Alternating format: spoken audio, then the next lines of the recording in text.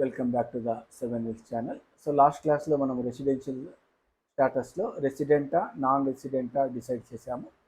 రెసిడెంట్గా ఉండాలంటే basic conditions రెండు ఉంటాయి, ఆ రెండిట్లో ఒకటి సాటిస్ఫాక్షన్ చేయాలా. నా ఒకసారి మనం రెసిడెంట్గా డిసైడ్ చేస్తే మనము వాడు ఆర్డినరీ రెసిడెంటా నాట్ ఆర్డినరీ రెసిడెంటా డిసైడ్ చేయవలసిన అవసరం ఉంటుంది. సో ఆర్డినరీ రెసిడెంటా నాట్ ఆర్డినరీ రెసిడెంటా ఎట్లా డిసైడ్ చేయాలంటే మనకు ఏ విధంగా అయితే రెసిడెంటా నాన్ రెసిడెంటా డిసైడ్ చేయడానికి మనకు బేసిక్ కండిషన్స్ ఉన్నాయో ఆ బేసిక్ కండిషన్లో ఒకటి సాటిస్ఫాక్షన్ చేస్తే చాలు. ఇక్కడ మనకు అడిషనల్ కండిషన్స్ ఉన్నాయి, బట్ ఇక్కడ అడిషనల్ కండిషన్స్ రెండు కూడా సాటిస్ఫాక్షన్ చేయాలి. అంటే ఏమి, రెసిడెంట్గా డిసైడ్ అయిపోతే if he satisfies both the additional condition then he is treated as a ordinary resident. ఒకసారి చూద్దాం. If the resident individual satisfies both the additional conditions, బాగా గుర్తుపెట్టుకోండి, both the additional conditions, then he is treated as a ordinary resident. Otherwise ఒకవేళ both satisfaction చేయకపోతే దాని అర్థం ఏమంటే not ordinary రెసిడెంట్గా తీసుకోవాలి. మరి ఆ బోత్ అడిషనల్ కండిషన్స్ ఏమున్నాయో చూద్దాం. ఈ బోత్ అడిషనల్ కండిషన్లో సింపుల్ అండి. మన ప్రీవియస్ ఇయర్కు వెనకల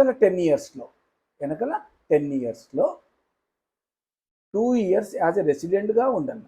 2 ఇయర్స్ యాజ్ ఎ రెసిడెంట్గా మన ప్రీవియస్ ఇయర్, మనం ప్రీవియస్ ఎగ్జాంపుల్లో 22-23 ప్రీవియస్ ఇయర్ అనుకున్నాం. 22-23 ప్రీవియస్ ఇయర్కు వెనకల 10 ఇయర్స్లో 2 ఇయర్స్ యాజ్ ఎ రెసిడెంట్గా ఉండాలా. He must be in India for at least 2 years as a resident in India out of 10 previous year preceding to the previous year అన్నాడు. Preceding to the previous year అంటే మన previous year ఏమనుకున్నామో previous ఇయర్కు వెనకల 10 ఇయర్స్లో 2 years రెసిడెంట్గా ఉండాలా. And ఉంటూ he must be in India for at least 730 days or more. కానీ ఇక్కడ 10 ఇయర్స్ బదులుగా 7 ఇయర్స్ కన్సిడర్ చేయాలా. 7 ఇయర్స్ మన ప్రీవియస్ ఇయర్కు వెనకల, ప్రిసీడింగ్ అంటే బ్యాక్ అండి, వెనకటి ఇయర్స్ అని అంటాం. సో 22-23 మన ప్రీవియస్ ఇయర్ అనుకుంటే దీని వెనకల 7 ఇయర్స్లో వాడు 730 days ఇండియాలో ఉంటే వాడిని మనము రెసిడెంట్ అండ్ ఆర్డినరీ రెసిడెంట్ అంటాము. ఈ రెండు అడిషనల్ కండిషన్స్లలో ఏ సాటిస్ఫాక్షన్ చెయ్యకపోతే, రెండు సాటిస్ఫాక్షన్ చేయాలండి, ఒకటి సాటిస్ఫాక్షన్ చేసినా లాభం లేదు. రెండు సాటిస్ఫాక్షన్ చెయ్యకపోతే లేదా ఒకటి సాటిస్ఫాక్షన్ చేసినా కూడా లాభం లేదు. కాబట్టి చూడండి, if he failed to satisfy both the additional condition, then he is treated as a not ordinary resident. ఓకేనా, నాట్ ఆర్డినరీ రెసిడెంట్. దీన్ని మనం అర్థం చేసుకోవడానికి ఇక్కడ పోదాం. ఇక్కడ నేను ఇచ్చినానండి, అవుట్ ఆఫ్ 10 ఇయర్స్లో అంటే 22-23 ఇస్ ద మన ప్రీవియస్ ఇయర్ అనుకుంటే దీని వెనకాల 10 ప్రీవియస్ ఇయర్స్ ఏమున్నాయో మనం చూద్దాం. దీని వెనకాల 10 previous years. So 10 previous year, 22-23కి 10 ప్రీవియస్ ఇయర్స్ అంటే 12-13 నుంచి 21-22 వరకు ఈ 10 ఇయర్స్లో 2 ఇయర్స్ ఇండియాలో రెసిడెంట్గా ఉండాలా. 2 ఇయర్స్ ఇండియాలో రెసిడెంట్గా ఉండాలంటే బేసిక్ కండిషన్లలో ఏదో ఒకటి సాటిస్ఫాక్షన్ చేయాల. ఓకేనా, ఇది చేస్తూ ఇంకా ఏముంది మనకు, అవుట్ ఆఫ్ 7 ఇయర్స్ అన్నా, అది కూడా పైన తెచ్చుకున్నాం మనం. అవుట్ ఆఫ్ 7 ఇయర్స్లో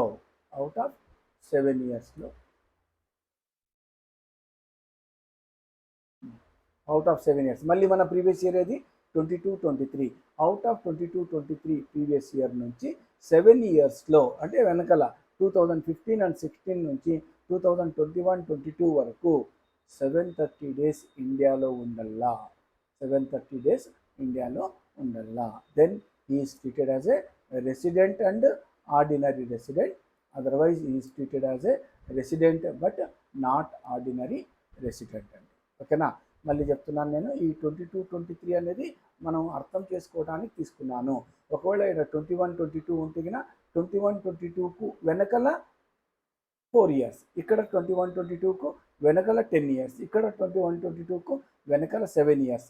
ఒకవేళ 23-24 తీసుకున్నాం అనుకోండి, మనము ఇక్కడ 23-24లో 182 days ఉండాలా, లేదా 23-24లో 60 days ఉంటూ దీని వెనకల 4 ఇయర్స్లో 365 days ఉండాలా.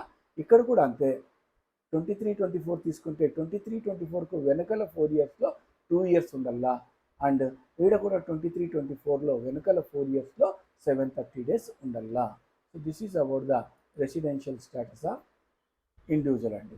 కానీ 2 ఎక్సెప్షన్స్ ఉన్నాయండి. ఈ 2 ఎక్సెప్షన్లలో చాలా జాగ్రత్తగా వినండి. కేవలం ఇండియన్ సిటిజన్కు అప్లై అవుతుందండి. ఇండియన్ సిటిజన్ ఫస్ట్ కండిషన్ ఏమంటుందంటే, ఇండియన్ సిటిజన్ ఎవరైతే ఇండియా వదిలి వెళ్ళిపోతున్నారో, ఎందుకోసం వెళ్ళిపోతున్నారు? ఎంప్లాయ్మెంట్ కోసం, for the purpose of employment outside India, or an Indian citizen who leaves India during the previous year as a member of the crew of an Indian ship. అంటే Indian షిప్లో ఎంప్లాయీస్గా ఉండి వాళ్ళు India వదిలిపోతూ ఉంటే వాళ్లకు point బిలో చెప్పిన, పాయింట్ బి అంటే బేసిక్ కండిషన్ చూడండి, పాయింట్ బిలో చెప్పిన 60 days అప్లై కాదు, వాళ్ళకు 182 days అప్లై అవుతుంది. అంటే పాయింట్ బి వీళ్ళకు అప్లై కాదు అని అర్థం.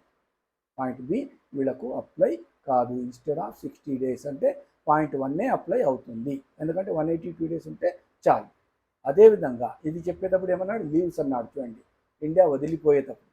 ఇక్కడ ఇండియాకి వచ్చేటప్పుడు అండి ఎవరెవరు ఈడ? Indian citizen or a person of Indian origin, Indian citizen కావచ్చు, పర్సన్ ఆఫ్ ఇండియన్ ఆరిజిన్ కావచ్చు, who comes on a visit to India, ఇండియాకి విజిట్ చేస్తూ ఉంటే అటువంటి సమయంలో కూడా పాయింట్ బిలో చెప్పిన 60 days అప్లై కాదు, ఖచ్చితంగా 182 days అప్లై చేయాల. ఓకేనా? ఇండియన్ ఆరిజిన్ అన్న, ఏ పర్సన్ ఆఫ్ ఇండియన్ ఆరిజిన్ అంటే ఎవరు అంటే అతడు కానీ అతని పేరెంట్స్లలో ఎవరైనా ఒకరు కానీ లేదా వాళ్ళ గ్రాండ్ పేరెంట్స్ కానీ అన్డివైడెడ్ ఇండియాలో బార్న్ అయ్యి ఉంటే అటువంటి పర్సన్ను a person of Indian origin అంటాము. ఇది ఎక్సెప్షన్ మన ఫస్ట్ బేసిక్ రూల్స్కి సంబంధించిందండి. ఓకేనా? This is what about the residential status of individual. ఓకేనా? సో నెక్స్ట్ క్లాస్లో వేరేదేదైనా మనం అప్డేట్ చేస్తాం. ఓకేనా? Till then have a nice day. Thank you.